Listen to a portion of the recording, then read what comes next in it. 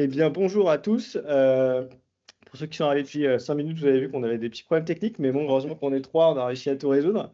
Tout va bien. Je suis très content de vous voir ce matin pour cet épisode 5 de Remark, l'actu des marques qui se démarquent. Aujourd'hui, on va vous parler des dupes. Je ne sais pas si vous en avez entendu parler, c'est un phénomène qu'on a vu arriver depuis quelques années, qui émerge énormément sur TikTok aujourd'hui. Et c'est vrai qu'aujourd'hui, ça pose des vraies questions auprès des marques pour savoir comment est-ce qu'elles vont être en capacité à les regarder, à faire avec, à les contrer. Voilà, nous, on a bossé un peu sur ces sujets-là justement avec les marques ou avec certaines des marques avec lesquelles on travaille. Donc, on s'est dit que c'était intéressant de vous partager ça. Donc, aujourd'hui, je suis avec Fanette Amarat Bonjour, et Fanette qui est directrice artistique à l'agence. tout à fait. Et Rodolphe, Bonjour, je ne sais pas si on me voit. on te voit, On me voit en double. qui a la double casquette d'être planeur stratégique et consultant tendance au sein de l'agence. Et donc, ils vont vous montrer justement au travers d'exemples concrets comment les marques ont joué avec le phénomène. Et elles vont aussi vous expliquer la définition, parce que peut-être qu'il va falloir commencer par là, parce que quand on en parle, tout le monde ne connaît pas encore ce phénomène. Et je vous laisse là. Excellente transition, merci beaucoup. Donc, on va vous parler des dupes, avec une définition qu'on a appelée non officielle. En fait, on en parle beaucoup dans l'actualité de ces derniers mois et années, comme tu l'as dit, Nico. Et donc, l'idée ce matin, c'est plutôt de vous faire un petit récap des brides de définition qu'on a eues à droite, à gauche. Et puis après, avec Fanette, on va vous donner des pistes, finalement, sur comment appréhender le phénomène créativement et aussi stratégiquement. Et donc, à chaque fois, je fais un décadrage plutôt marque. Et toi, Fanette, tu feras plutôt une ouverture créa sur voilà, quelles sont les opportunités créatives que cela ouvre. D'abord, une petite définition assez scolaire, mais comme disait Nico, c'est pour mettre un peu tout le monde à niveau sur le sujet. Et on a eu même nous-mêmes du mal à bien définir. Alors, je vais principalement lire, mais du coup, les dupes sont des produits alternatifs à ceux de marques renommées. On a choisi d'appeler ça marque renommée parce que l'idée, c'est pas juste de copier du luxe ou juste de copier du premium, mais en fait, c'est toute marque qui peut être à un moment iconique ou identifiée comme originale ou à la genèse d'eux. Et donc, c'est vraiment se positionner comme une alternative à ces marques-là, sans être dans la contrefaçon. Et donc, ce qui est évidemment important, c'est qu'il ne s'agit pas de se contenter de copier un logo sur un sac ou sur un produit. On n'est pas dans la quête de statut, c'est ça qui est important, mais on est vraiment dans cette idée de proposer une alternative, d'être en tout cas une alternative quand on est une marque. Ce qui m'amène au point suivant, qui est de dire que les dupes sont finalement des marques ou des produits. Ça, on verra aussi, c'est important. Certaines marques se sont créées comme étant clairement sur un positionnement dupe, quand en fait, la plupart du temps, quand on parle de dupe, c'est simplement un produit qui est identifié comme un substitut ou une alternative à un autre produit existant sur le marché. Donc, on reviendra peut-être sur cette notion tout à l'heure avec les exemples. Mais en tout cas, cette marque ou ce produit revendique une promesse similaire à un meilleur prix. Quand on dit une promesse, ça peut être un effet, un style, une qualité, ça peut être n'importe quoi qui finalement fait la singularité d'un produit ou la raison pour laquelle on achète. Et évidemment, il y a la notion de prix qui est très importante, c'est qu'il faut évidemment que ce soit à un prix plus inférieur, même si je reviendrai sur cette notion tout à l'heure. Et un dernier point qui nous semblait à nous essentiel aussi de regarder dans les recherches qu'on a fait, c'est de se dire, est-ce que, ok, elles copient le produit, mais est-ce que créativement, leur univers, ils sont plus ou moins créatifs, ou est-ce que même leur univers de marque et leur promesse de marque, finalement, codent aussi aux marques qu'elles essaient de mimer, ou en tout cas dont elles s'inspirent. Et là, on verra que c'est plutôt inégal. Et en fait, évidemment, nous, pour cette présentation, on s'est concentré sur des marques qui peut-être certes dupent des produits, mais en fait qui ont une grosse valeur ajoutée côté marque. Vous allez voir tout à l'heure, on va revenir sur ce point-là. Et pour terminer, parce que c'était dans l'actualité de ces derniers mois, c'est aussi un phénomène qui prend de l'ampleur en Chine et du coup qui chahute certaines marques de luxe plutôt européennes. Et là-bas, ils appellent ça des pinty. Je ne sais pas si je le prononce bien, mais s'il y a une personne qui parle chinois dans la salle, il peut me le dire. Mais en tout cas, ce qui est hyper intéressant, là où il y a un enjeu là-bas, c'est qu'aussi, ils ont les usines en local, ce qui veut dire qu'il y a aussi, là-bas, le mouvement est un peu différent et il y a une forme de fierté aussi qui peut être liée à ça. Et on verra tout à l'heure justement avec Fanette que la partie usine est aussi une preuve produit intéressante, en tout cas pour ces marques-là. Donc ça, c'était pour la définition très officielle. J'espère que tout le monde du coup est à niveau et tout le monde est OK avec celle-ci, qu'on a glané à droite à gauche dans des articles. Mais nous, chez Rébellion, ce qu'on aime bien, c'est prendre de la hauteur par rapport à un sujet et essayer de le comprendre et de l'expliquer d'un point de vue socio-culturel. C'est ce qu'on a appelé l'ère du duplicata.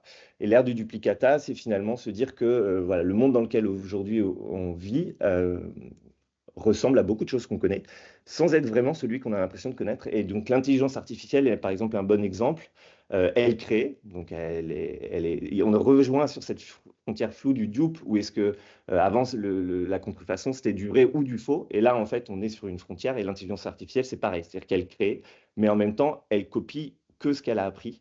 Et on voit bien qu'on est rentré dans cette ère du duplicata. Et il y a un autre phénomène qui nous a beaucoup intéressé ces derniers mois, qui sont les sosies, qui en fait finalement sont des formes de dupes de personnalité. Et en fait, on a aimé faire ce virage-là pour le comprendre plus dans sa globalité et ce qu'il implique socio-culturellement.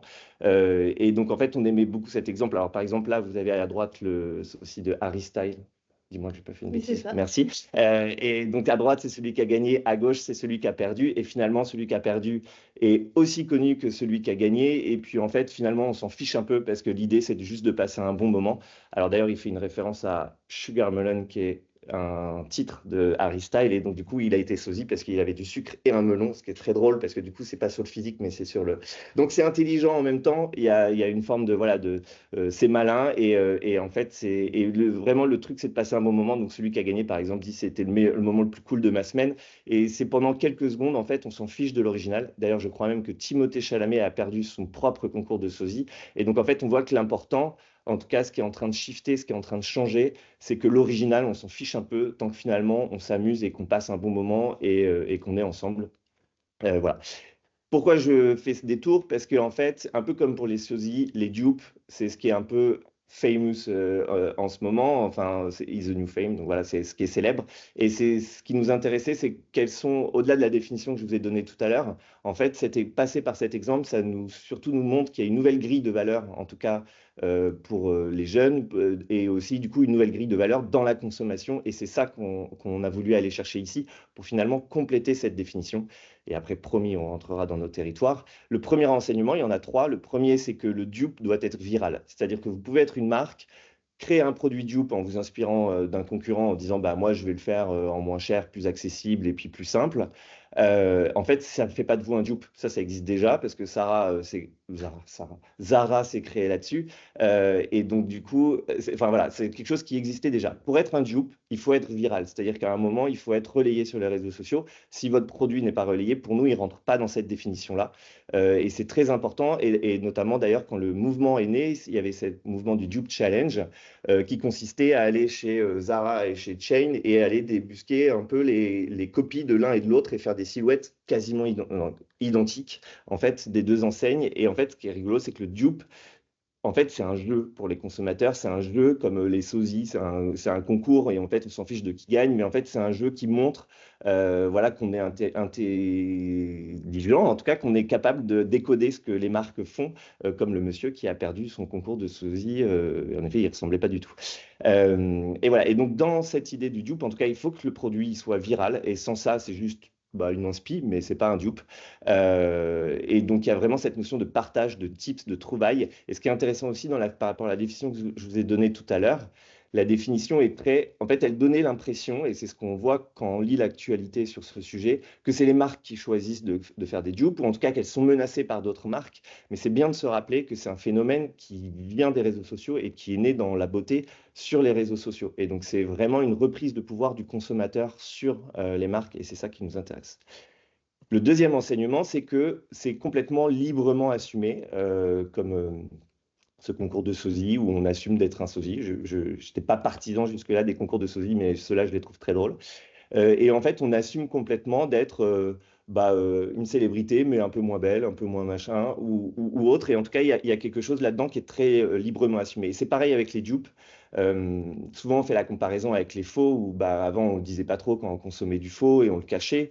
En tout cas, moi, j'ai grandi comme ça. Mais maintenant, ce qui est hyper intéressant, c'est qu'être dupe, c'est vraiment, on l'assume, on ne se cache plus. Et en fait, les chiffres qu'on a sur le sujet le montrent. C'est que et si vous, je reviendrai sur ce point, mais si vous doutiez en tout cas que ça pouvait vous toucher, il y a un truc qui est très fort, c'est que dans les chiffres, c'est là et c'est là pour grandir. Donc il y a vraiment un truc qui est très assumé sur ça. Et peut-être ce qui peut changer par rapport à avant, où on peut se dire, les copies, ça existe existait déjà, et en fait, la valeur de marque était indétrônable. C'est ce qui peut-être est nouveau dans le phénomène ici, c'est que finalement, être consommé un dupe, c'est tellement assumé et ça peut devenir aussi tellement cool que finalement, peut-être même plus cool qu'avoir vraiment cette vraie marque-là. Ce qui m'amène au dernier point, qui est que le dupe est un motif de fierté. Pour les consommateurs, quand ils s'échangent des tips et autres, c'est quelque chose de très identitaire. C'est une manière de signifier qu'ils savent s'affranchir des codes des tendances, qu'ils savent s'affranchir des discours marketing, des discours de communication. Ça veut aussi dire qu'ils savent distinguer un bon produit d'un mauvais dans le rapport qualité-prix, les ingrédients, voilà, la promesse. Et donc, il y a quelque chose de très expert dans ce mode de consommation. Et surtout, et c'est mon dernier point pour l'introduction, ça montre que globalement, ils savent mieux consommer. Et c'est ce que nous, on appelle la dupe culture. C'est qu'aujourd'hui, ce phénomène touche tout. Il est né de la beauté et de la mode, mais aujourd'hui, on le voit sur le voyage avec les dupes destinations, qui sont en fait des destinations où on peut aller faire des photos, comme dans, par exemple, au 5 Terre, où il y a beaucoup de monde et en fait, il y a une foule énorme pour faire sa photo. Bah, en fait, c'est des nouvelles destinations où on peut aller faire les mêmes photos, mais où il n'y a pas toute cette foule autour de soi. Donc, dans le tourisme, par exemple, ça a un impact. Ça a un impact aussi dans les restaurants. À New York, aujourd'hui, on s'échange les adresses des restos. On peut manger aussi bien que dans les grands restaurants, mais sans faire 3 mois d'attente. Donc, il y a on trouve d'autres raisons, en tout cas, à ces dupes. Et enfin, le dernier point, c'est dans la food, où on en retrouve beaucoup aussi, notamment sur des denrées rares, enfin rares, pardon, en tout cas qui coûtent de plus en plus cher, comme le café ou le chocolat, où finalement on va aller chercher des dupes ou des alternatives. Il y a de l'huile d'olive aussi en dupe, qui sont en fait des alternatives à des produits qui sont de plus en plus chers, ou en tout cas qui sont de plus en plus rares. Et ce qui est intéressant, c'est qu'en fait, dans cette dupe culture, on voit que ça peut aussi être vertueux. Voilà pour cette longue introduction. Et donc, à ce stade, on se dit que, voilà, que vous vous sentiez concerné ou pas, qu'on est d'accord avec ça ou qu'on n'est pas d'accord avec ça, nous, ce qu'on pense, et c'est ce que je viens de vous démontrer là en disant que ça touche finalement tous les secteurs, ce qu'on pense, c'est que ça va toucher vraiment tout le monde, enfin, voilà, tous les secteurs d'activité et toutes les marques. Et finalement, Claire du dupe, elle est là et elle va mettre les marques en mouvement. L'idée ce matin, c'est que vous subissiez pas le mouvement, mais que vous soyez plutôt acteur de ce mouvement-là. Et donc, on va vous proposer ces 3 pistes-là, donc 3 territoires en fait qu'on va préparer avec Fanette pour justement préempter le sujet et être actif dessus. Le premier paragraphe ou territoire c'est beaucoup mieux, c'est post-dupe ERA. Et en fait, dans cette partie, on s'est demandé, bah, finalement, une fois que tout ça est installé, une fois qu'on a remis en doute toute la parole des marques et que le consommateur a vraiment pris le pouvoir, bah, qu'est-ce qui se passe? Donc, petite introduction. Isabelle Marant. Isabelle Marant.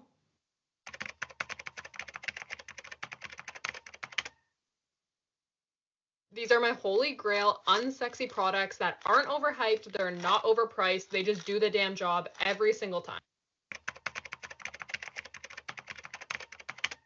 Alors, on aime beaucoup cette tendance du N-Sexy Product parce que ce qu'on se dit finalement dans cette ère post-dupe, finalement, les produits, on les choisira pour leurs bénéfices, uniquement leurs bénéfices, et pas pour tout le marketing qu'il peut y avoir autour. Et donc, c'est ce qui devient synonyme d'achat malin, comme elle le dit très bien. Finalement, elle choisit les produits parce qu'ils font le job, et en plus, ils sont accessibles et pas pour tout le marketing qu'il y a autour. 2 exemples pour illustrer ça. Le premier n'est pas un exemple de dupe, mais qui montre justement comment une marque peut du coup ensuite, une fois ce constat fait, évoluer. Donc, on a pris cette marque qui a fait pas mal d'actualités cet automne, qui s'appelle Penny Market en Allemagne. Et en fait, ils ont beaucoup diminué le logo. Donc, comme on a vu avec la vidéo d'Isabelle Marant, le logo est plus forcément ce qui est très important. Et là, pour mettre le prix en très, très gros et surtout mettre le prix sur le packaging. Et en fait, c'est une forme d'engagement de la marque, une forme de stabilité, de transparence. Finalement, nous, ce qu'on croit, c'est que dans cette ère post-dupe, il faudra mettre toutes les valeurs de marque en avant, toutes les raisons de croire plus en avant finalement que la marque elle-même. Et là, pour le coup, c'est le prix. Et en fait, c'est intéressant, c'est que même dans la communication, ils ont mis en photo les palettes de packaging qu'ils ont commandées du coup par milliers ou millions, qui montrent finalement une forme d'engagement, une forme de stabilité et une forme d'engagement finalement à ne pas duper le consommateur. Et donc voilà, dans ce contexte post-dupe, on peut imaginer que voilà, ce travail sur l'identité, ce travail sur les preuves, ce rééquilibrage finalement entre le prix et la marque peut être en tout cas un axe hyper intéressant. Un deuxième exemple qui est là pour le coup une vraie marque de dupe qui s'appelle Beauty Pie et qui opère déjà depuis quelques années. Et ils ont ce claim de Same Factory, Better Price, où ils fabriquent en fait ces cosmétiques dans les mêmes usines que finalement ceux des grandes marques, donc avec des produits à plus de 100 $. Et eux les proposent autour de justement 20 $, donc 5 fois moins cher, mais dans les mêmes usines, donc avec la même preuve qualité. Et ce qui est rigolo, c'est qu'ils ont travaillé notamment sur ce pop-up tous les codes de l'usine. Donc il y a le diable, il y a le casque, il y a le chasuble, voilà, il y a des plaquettes. Et en fait, ils ont mergé les codes de à la fois l'usine avec tous les codes de la beauté et de la cosmétique. Et donc dans ce post Jupera, on imagine en tout cas avoir un mix des codes ultra créatifs. Et du coup, là, je laisse la main à Fanette justement qui va pouvoir explorer un peu tous ces, voilà, toutes ces nouvelles associations et expressions. Moi, en étant directrice artistique à l'agence, ce qui va m'intéresser, c'est qu'est-ce que ça nous ouvre créativement. Et comme Rodolphe l'a introduit, aujourd'hui, on voit bien que la priorité de certains prosumers, elle a complètement changé. Ce qu'ils regardent maintenant, c'est plutôt la composition des produits, la transparence, la qualité des ingrédients, et eux-mêmes deviennent expertises d'un domaine où ils n'étaient pas forcément avant. Et du coup, juste un logo sympa ou un slogan qui sonne bien, un visuel accrocheur, ça marche plus forcément, c'est plus forcément ce qui va être valorisé.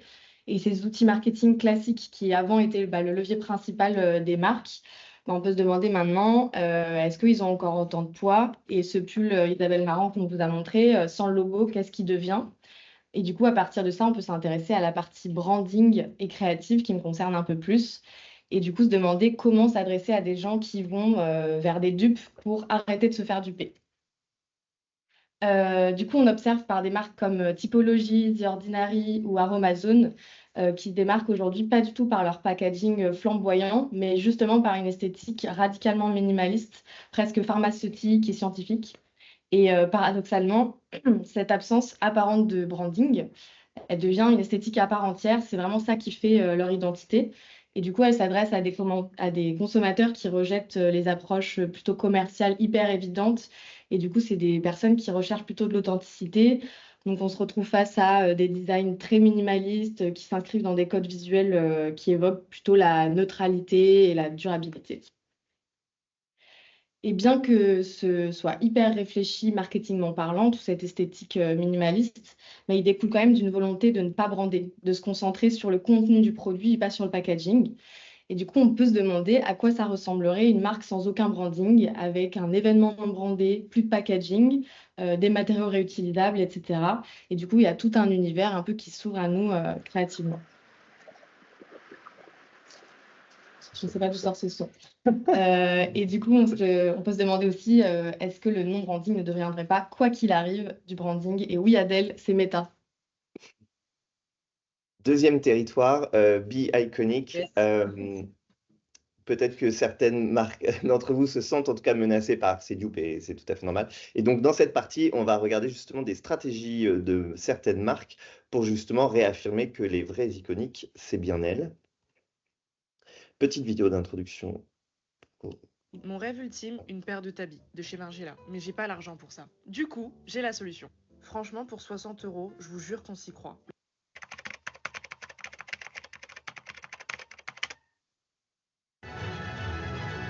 You ready to see the masterpiece? Heinz. The Heinz bottle. I don't even know if I spelled the name right.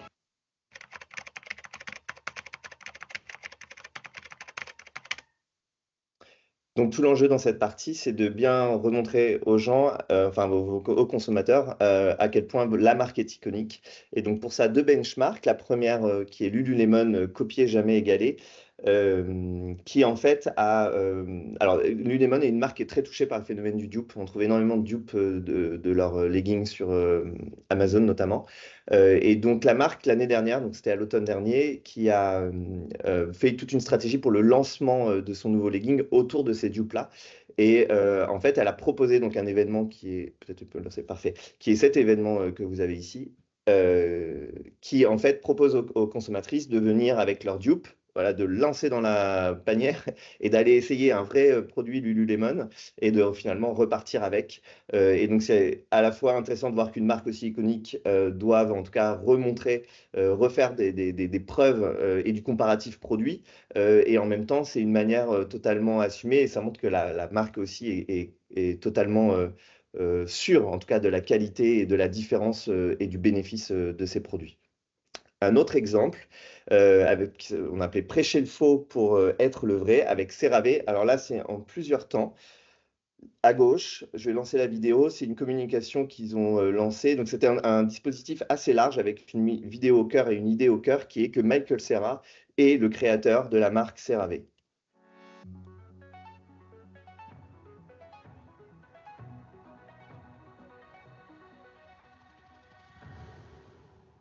I'm Michael Cera, and I'm pleased to announce that this is my cream, CeraVe.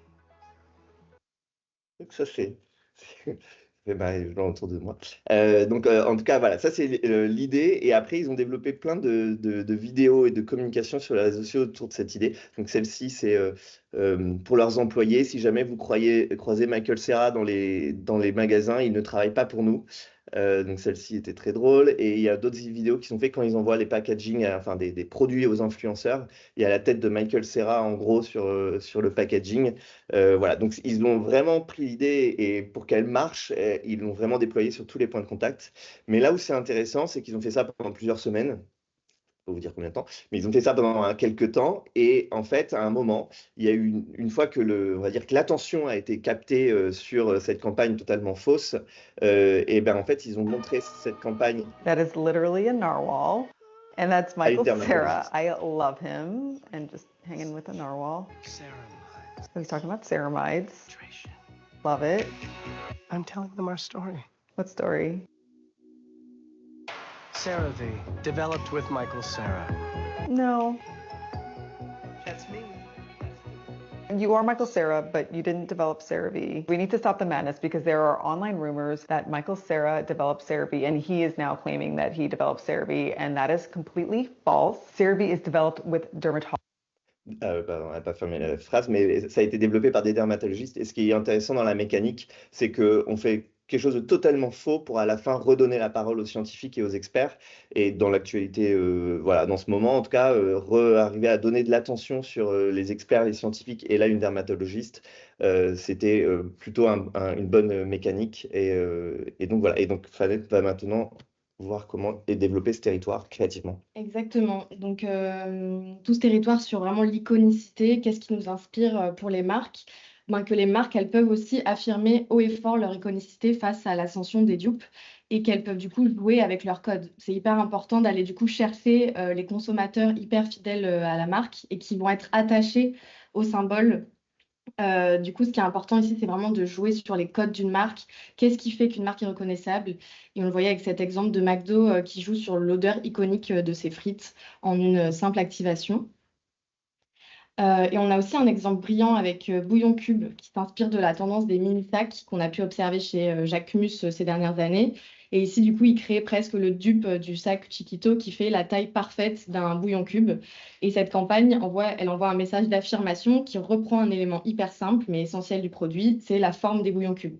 Donc, avec cette activation, ils ont réussi à sortir de leur tonalité habituelle. Et en un coup d'œil, on comprend le propos de cette activation.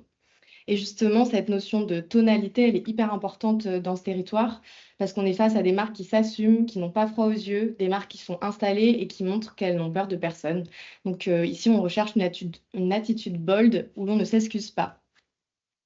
Voilà pour le deuxième territoire. Et le dernier, Fake it until you make it. En fait, finalement, en zone de recherche, on s'est aperçu que dans le dupe, il y a toute une mode de pensée, une philosophie qui peut aussi être intéressante. Et finalement, on s'est dit, est-ce que finalement, ces marques de dupe, elles ne peuvent pas demain devenir des vraies marques, ou en tout cas des marques à part entière? C'est le fameux Fake it until you make it. Quelques vidéos introductives.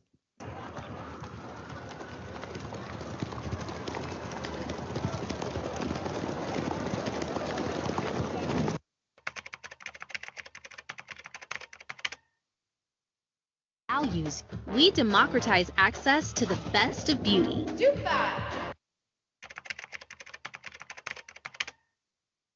Et ça, c'est vraiment l'angle qu'on a choisi pour cette partie, de se dire finalement, il y a quelque chose de positif à en tirer dans la philosophie et dans l'approche. Et on essaie d'embrasser finalement complètement ce mouvement. Alors là, on a mis la marque ELF, je l'ai bien dit, Oui. ELF Cosmetics. Et donc, pour continuer avec cette marque en premier cas qu'on a choisi, alors ils font des choses extrêmement créatives sur leurs réseaux sociaux, même si les produits sont des dupes. Et donc, c'est une marque, ça fait partie des marques qui s'est ouvertement créée, spécialisée, en tout cas sur les dupes de grandes marques. Donc ça, c'est très ouvert chez eux. Ils en ont fait leur claim DupeZat. Et donc, ils sont quand même, je trouve, ultra créatifs quand même sur leurs produits, en tout cas sur les réseaux sociaux et en termes de communication.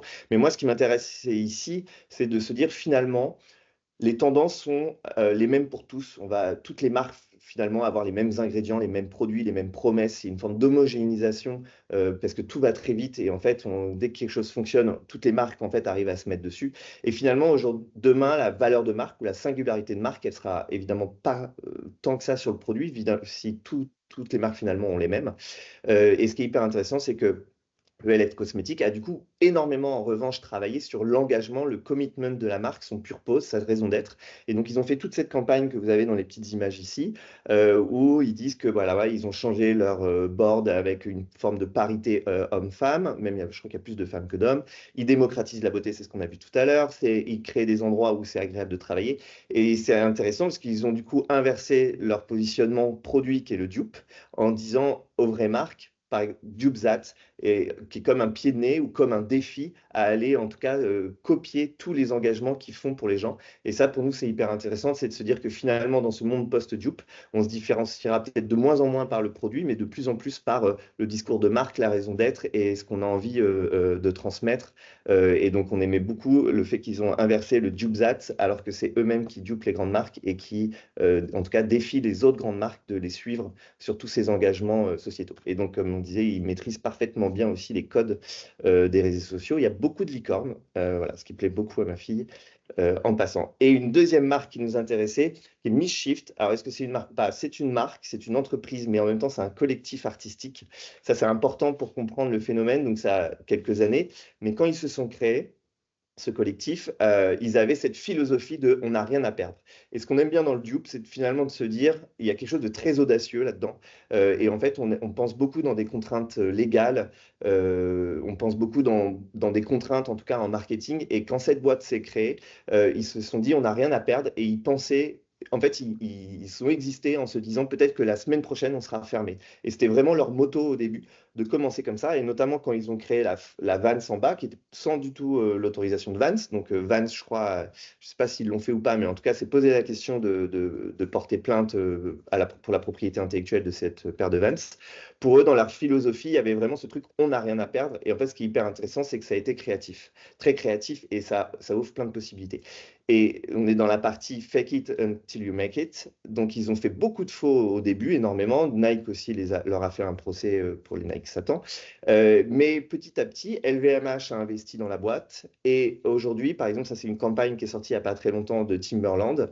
Donc, Timberland fait la campagne avec The Original et allait chercher Mishift pour créer une autre original. Donc, on revient aussi à ce côté très iconique. Et en fait, ils ont demandé à Mishift de traiter la Timberland iconique, mais dans une version fausse. Et en fait, ce qu'on va voir là avec Fanette, c'est que surtout pour nous, le dupe, et c'est aussi de finir là-dessus, c'est d'embrasser le côté créatif que ça peut ouvrir avec toute cette mentalité de DupeZat, de Nothing to Lose, de en tout cas être dans une démarche extrêmement créative et de pendant quelques temps oublier toutes les contraintes qu'on se met tous les jours. Et qu'est-ce qu'on ferait finalement si on n'avait pas toutes ces contraintes et qu'on était voilà, dans une démarche plus artistique comme Mishift par exemple. Et donc je laisse Fanette développer ce territoire créatif qui est très cool. Pardon. Je l'aime. Oui, ce mouvement de la dupe culture, du coup, elle va au-delà de l'économie même du produit, parce qu'elle s'inscrit aussi dans une esthétique du fake hyper assumée, et du coup une esthétique où c'est pas toujours logique, où les barrières elles sont un peu floues et où justement on s'enlève toutes ces contraintes.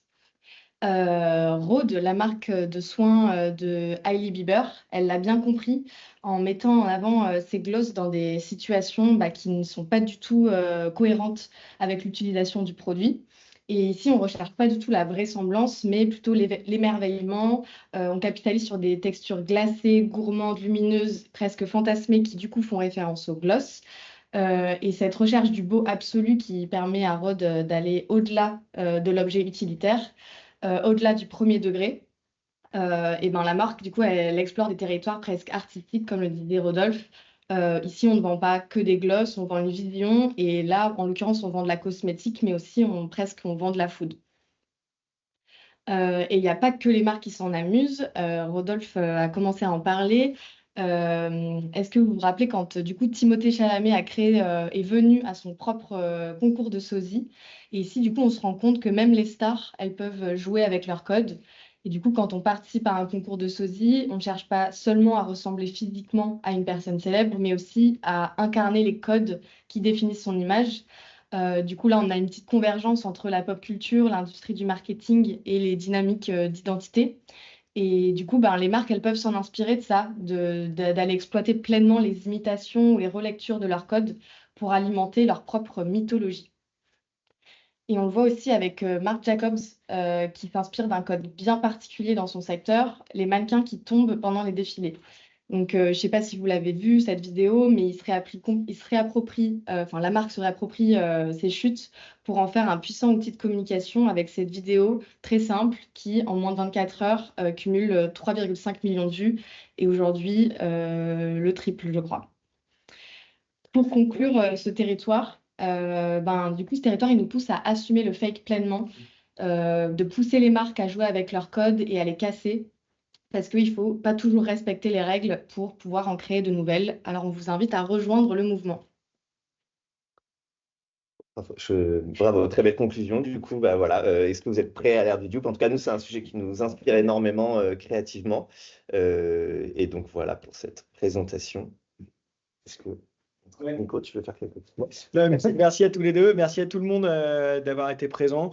On se retrouve dans 3 mois pour le prochain épisode dont on ne connaît pas encore le thème. Si il y a une thématique qui vous intéresse, n'hésitez pas à nous l'envoyer. On pourra la traiter avec plaisir. Et encore une fois, chez Rebellion, we didn't make the revolution, but we'll lead yours. Donc, sonnez à la porte. Allez, bonne journée à tous. Merci.